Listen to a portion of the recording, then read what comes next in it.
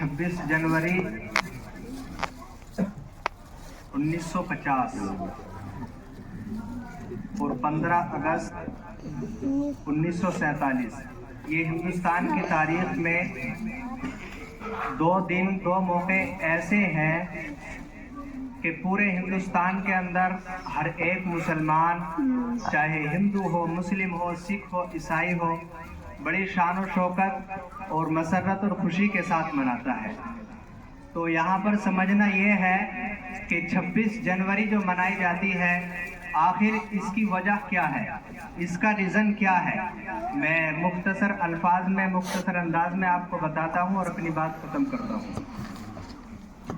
26 जनवरी 1950 को हिंदुस्तान के अंदर कानून नाफिज हुआ। इसके पीछे एक बहुत लंबी मुसलमानों की, गैर मुस्लिमों की बहुत लंबी एक दास्तान है।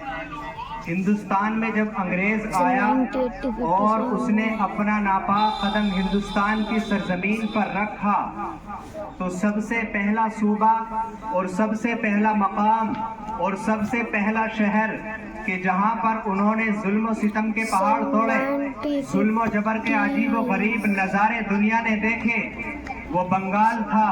और दोस्तों, जब बंगाल पर अंग्रेजों का तसल्लुत हुआ, उस वक्त जब बंगाल की सरजमीन पर जुल्म और तशद्दुद के पहाड़ तोड़े जाने लगे, माँ और बहनों की इज्जतें महफूज ना रही, लोगों की जान माल महफूज ना रहे, उस वक्त जब बंगाल पर अंग्रेजों का मुकम्मल तसल्लुत हो गया, उस वक्त जब बंगाल में रहने वाले हिंदू, मुस्लिम और तमाम हिंदुस्तानी भाइयों के न जान महफूज थी, न माल महफूज था, न इज्जतें महफूज थी, न माँ और बहनों की इज्जतें और घर बार महफूज थे, उस वक्त बंगाल की सरजमीन से एक नौजवान नवाब सिराजुद्दौला अपनी सरजमीन पर अंग्रेजों के खिलाफ आलम जिहाद है।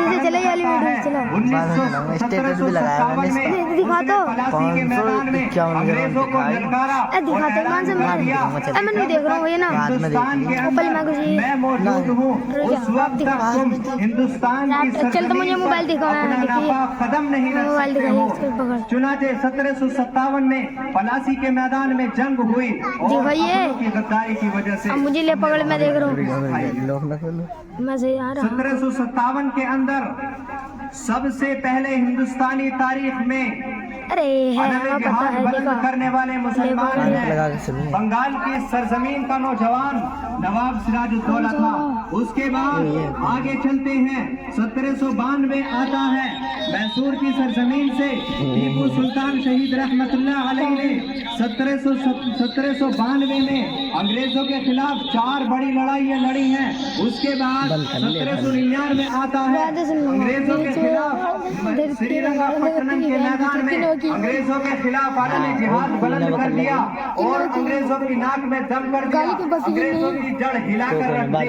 अंग्रेजों ने कहा कि जब तक टीपू सुल्तान शहीद रहमतुल्लाह अलैह हिंदुस्तान की सरजमीन पर मौजूद है, उस वक्त तक हम हिंदुस्तान को गुलाम नहीं बना सकते हैं। बिल आखिर उन्होंने हमारे ही में से चंद लोगों को चुन करके टीपू सुल्तान शहीद रहमतुल्लाह अलैह के साथ गद्दारी करके टीपू सुल्तान शहीद रहमतुल्लाह अलैह को 1799 में कत्ल करा दिया।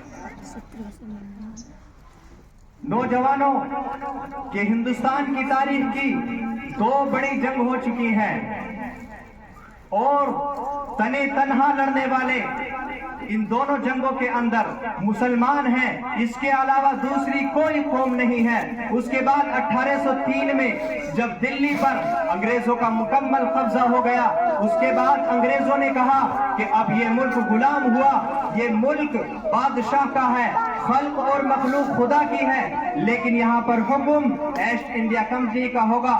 उसी दिन हिंदुस्तान की सरजमीन पर जिहाद का फतवा देने वाला, जिहाद की फर्जियत का फतवा सादिर करने वाला मेरे और आपके रूहानी कायद, हिंदुस्तान के सर के ताज हजरत मौलाना शाह अब्दुल अजीज ने फतवा दिया कि जब अंग्रेजों ने ये हुक्म लागू कर दिया है कि अब हिंदुस्तान गुलाम हो चुका है, तो मौलाना शाह साहब ने कहा کہ نہیں حکم بھی اللہ کا ہوگا, سلطنت بھی اللہ کی ہے, بادشاہت بھی اللہ کی ہے, نہ ہمیں کبھی انگریز کی حکمرانی تسلیم ہے, نہ ہمیں کبھی انگریز کی سلطنت تسلیم ہے. ہم سلطانوں کے سلطان رب ذوالجلال کی حکمرانی کو تسلیم کرتے ہیں.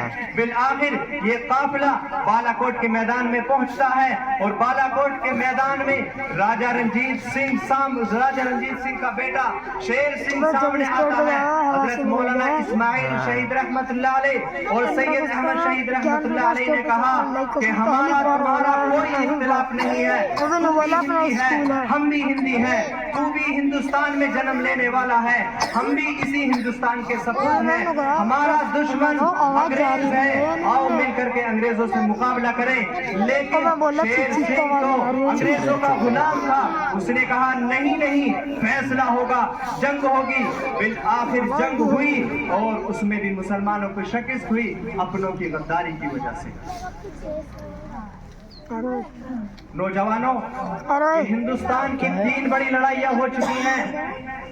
تینوں جنگوں کے اندر آپ نوٹ کر لیجئے, صرف تنے تنہا مسلمان ہیں, اس کے علاوہ دوسری کوئی قوم نہیں ہے. علماء دیوبند ہیں, جمعیت علماء کے اکابر تنہے میدان میں ہیں, اس کے علاوہ دوسری کوئی قوم نہیں ہے. اس کے بعد اگر میں یہ کہوں تو غلط نہ ہوگا, تمہیں تو اس وقت تک شعور بھی نہیں آیا تھا, 1831 تک تمہیں شعور بھی پیدا نہیں ہوا تھا, جب ہماری گردنیں کٹ چکی تھی, ہماری بیویاں اور ہمارے بچے یتیم ہو چکے تھے. تمہیں اس کے بعد احساس پیدا ہوا ہے, تمہیں شعور آیا ہے کہ ہمیں بھی ان کے ساتھ مل کر کے ہندوستان کی تاریخ کو آزاد کرانا چاہیے, ہندوستان کو آزاد کرانا چاہیے. اس کے بعد 1857 آیا, میرٹھ میں, مظفر نگر میں, تھانہ بھون میں, بلند شہر میں, امرتسر میں, ہندوستان کے ہر شہر میں, ہر کونے کے اندر جنگ ہوئی, فیصلہ کن جنگ ہوئی. لیکن اس میں بھی ہمیں اپنوں کی غداری کی وجہ سے شکست کھانی پڑی.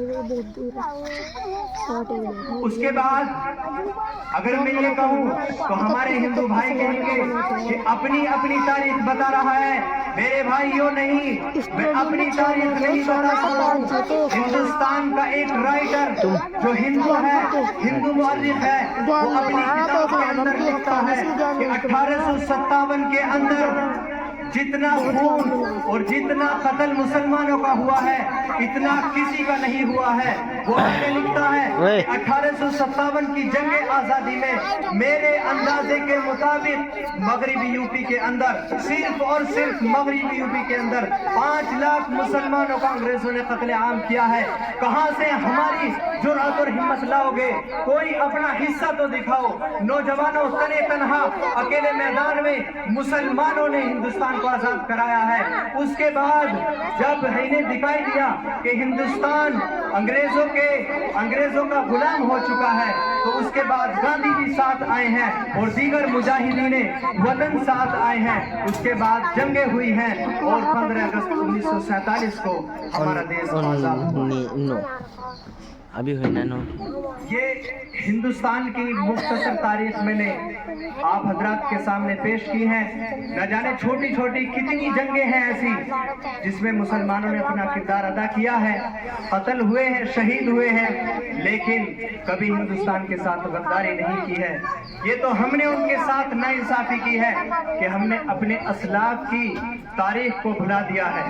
ہم نے اپنے اسلاف کی تاریخ کو بھلا دیا ہے, اور جو قوم اپنے اسلاف کی تاریخ کو, اپنے بزرگوں کی تاریخ کو بھول جاتی ہے, اس کو دنیا سے نیست نابود کر دیا جاتا ہے. وہ دنیا کے اندر کبھی کامیاب نہیں ہوتی ہے. اس لیے ہمیں ہندوستان کی تاریخ کو یاد رکھنا چاہیے. اور اس کے بعد جب ہندوستان آزاد ہو گیا تو اب ضرورت تھی کہ ہندوستان کو بہتر طریقے سے کیسا چلایا جائے. تو کیونکہ ہندوستان کے अंदर बरतानवी कानून नाफिज था। मुसलसल 3 साल के बाद डॉक्टर भीमराव अंबेडकर की सदारत में हिंदुस्तान का कानून बनाया गया और 26 जनवरी 1950 में उस कानून को हिंदुस्तान पर लागू किया गया। ये मुख्तसर तारीख मैंने आप हज़रात के सामने पेश की है और मैं इसी पर अपनी बात खत्म करता हूँ।